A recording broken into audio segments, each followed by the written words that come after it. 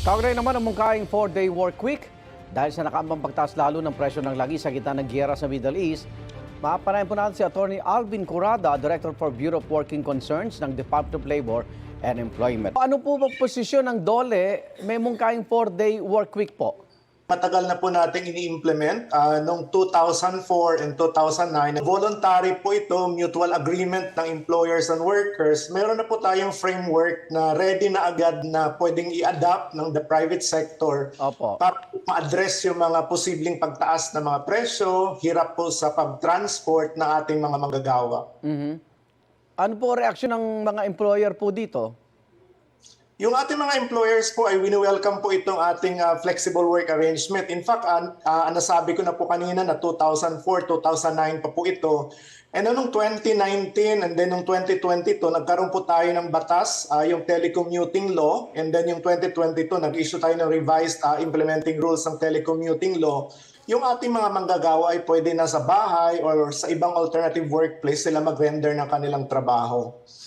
So ito po ay wini-welcome. Marami po tayong mga workplaces ngayon ang naka-telecommuting. Marami na po sa kanila naka-flexible arrangement or other alternative work arrangements. Pero may piling sektor lang po ito, hindi pwede sa lahat ng trabaho.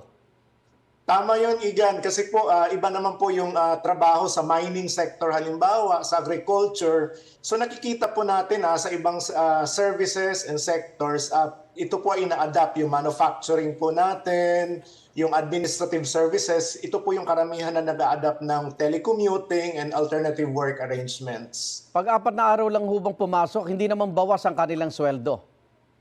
Hindi naman, Igan, ang sinasabi ng Department of Labor and Employment na whenever enterprises or the private sector or yung mutual po agreement ng employers and workers natin to adopt alternative and flexible work arrangement, dapat po walang mababawas na benepisyo sa ating mga manggagawa. At the same time po, dapat po ito ay magbenepisyo din ng ating mga employers. At kung 4-day lang po ang pasok, hindi naman po hahabaan yung 8 oras na trabaho nila. Kung 4-day work week po, meron pong option, Igan. Pwede po yung isang araw ay pwedeng work from home. Okay. Pero yung sa mga sector po na hindi pwedeng work from home, ang option po nila ay habaan yung oras ng trabaho ng 4 days para po ma-deliver yung service yung kailangan sa kanila at hindi po maepektuhan yung enterprise and sectoral productivity. So, wala po kami nakikita, Igan, na problema.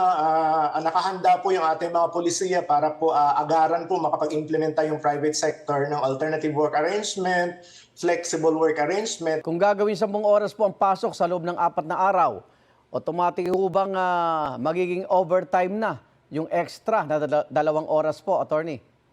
Part po ng pag-uusapan yung, Igan, ano yung treatment ng dagdag na trabaho. Pero po sa ating advisory, ito po ay hindi po overtime. Ang ating pinoconsider ay yung 40-day, yung work week po natin, basta hindi sumobra. Ito po ay considered as within the work week po na pinag-agrihan ng ating employers and manggagawa. Pero hinikayat din po namin na aktibo po yung pag-uusap sa ating mga workplaces para po ma-address itong mga concerns